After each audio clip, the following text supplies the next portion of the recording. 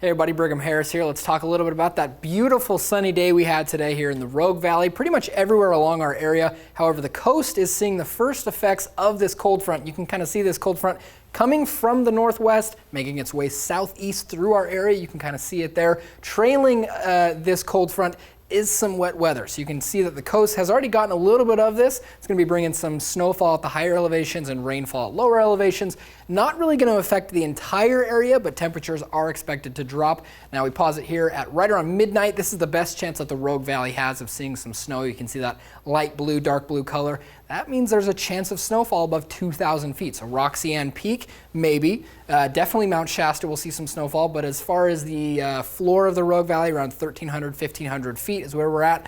Not expected to see any snow on the ground, and it's really not a strong system. It's not going to last for very long, as you can see, all the way into 4 a.m.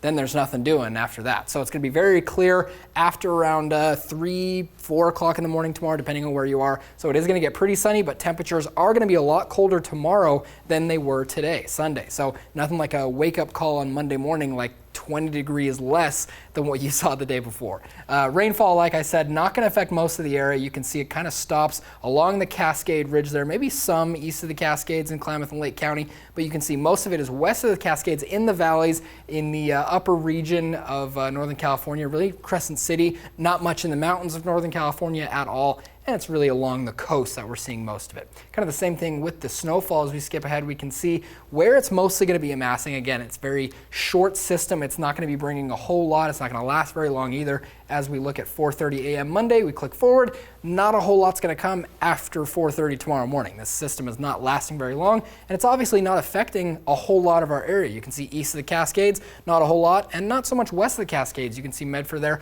not expected to get any snow to last, but that doesn't mean we might see some flurrying or not flurrying. But the big story is the wind. We're already in advisory levels, and that is expected to continue until tomorrow. It's mostly east of the Cascades, so while they won't be getting the rain or the snowfall, they will be getting a good amount of cold temperatures and rains. We're talking below freezing tonight and winds up to 70 miles per hour gusts, 60 mile per hour. Very, very strong winds, and that is the reason why we are now in this wind advisory for much of the eastern part of our area. That's Klamath Lake, and even Modoc County recently in Northern California is now under advisory wind levels until early tomorrow morning. You can see that around 3 o'clock in the morning, so it's not going to last very long. Again, it's much like this rain and snowfall we're going to see. Not going to be too long on the duration there. Tonight and tomorrow for the coast, temperatures, as you can see, are going to start dipping down.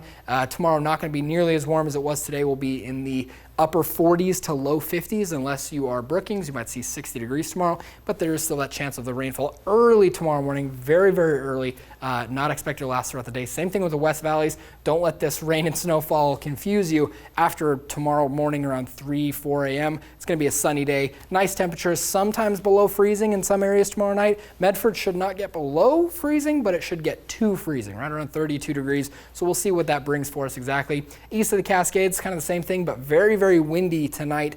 You can see temperatures do get well below freezing for just about everywhere. Crater Lake back into the teens. That was a nice little vacation into the warmer temperatures for them, but now they're back down. Rogue Valley 7-day forecast shows us that, again, there is that chance of rain and snow early tomorrow morning, but then it does burn off, and we see temperatures go back up to 75 in just a couple of days, and they'll rest there for a little bit and then come back down for the weekend. Sort of the same thing. You'll see the trend continue. We'll drop all the way down to 47 degrees in Klamath Basin tomorrow, then it'll go up to 57 the next day, and then 67 the next day. So we are going to see a sudden drop and then a gradual ascension back up to nice and warm temperatures. Same thing for Northern California, not quite as exaggerated.